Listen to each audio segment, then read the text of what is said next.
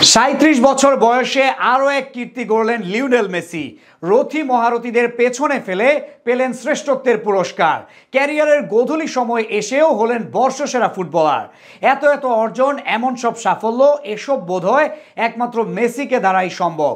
তরুণদের পিছনে ফেলে এখনও এগিয়ে যাচ্ছেন সমান তালে, জিতছেন একের পর এক সম্মাননা। ৩৭ বছর বয়সে মেসির বর্ষসেরা পুরস্কার পাওয়ার গল্প নিয়ে বাকিটা জানবো রিপোর্টে। একজন লিওনেল মেসি ঠিক কোথায় গিয়ে থামবেন, প্রশ্নটা হয়তো অনেকের মনেই উকি দেয়। অনেকে গভীরভাবে চিন্তা করেন, কেননা ৩৭ বছর বয়সে এসেও ২০ বছরের তরুণদের সাথে টেক্কা দিচ্ছেন, এমনকি তাদের পিছনে ফেলে একের পর এক কীর্তি গড়ছেন। এইসব বোধহয় একমাত্র তাকে দ্বারাই সম্ভব, যার উদাহরণ হিসেবে এবার জিতলেন আরো একটি পুরস্কার। সব তারকাদের পেছনে ফেলে নির্বাচিত হলেন বছরের সেরা ফুটবলার হিসেবে। খেলোয়াড়ি জীবনে অপূর্ণতা বলতে কিছুই নেই মেসির ক্যারিয়ারে। একজন ফুটবলার হিসেবে যা যা পাওয়ার সামর্থ্য রাখতেন, সবই এসেছে তার ঝুলিতে।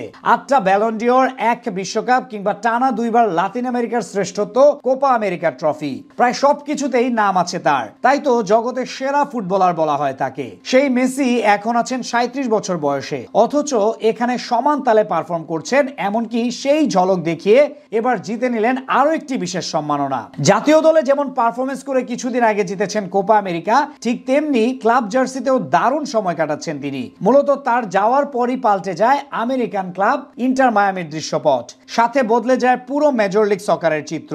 চলতি বছর ৩৭ বছর বয়সী ফরওয়ার্ড ইন্টার মায়ামির জার্সিতে ১৯ ম্যাচ খেলে ২০ গোল করার পাশাপাশি ১৬টি অ্যাসিস্ট করেন। অথচ জাতীয় দলের হয়ে কোপা আমেরিকা ও চোটের কারণে মোট ৬২ দিন মাঠে ছিলেন না লিও। তা সত্ত্বেও ব্যক্তিগত পারফরমেন্সে তিনি সবাইকে ছাড়িয়ে গেছেন। অবশ্য তার অনুপস্থিতি ভুগিয়েছে দলকে, শিরোপা হাতছাড়া হয়েছে এমএলএস এ। তবে দুটি প্রেস্টিজিয়াস ট্রফির মধ্যে একটি সাপোর্টার্স শিল্ড জিতেছে মেসি সুয়ারেজের মায়ামি। ২০২৩ সালের জুনে পিএসজি ছেড়ে যুক্তরাষ্ট্রের ইন্টার মায়ামিতে যোগ দিয়েছিলেন মেসি।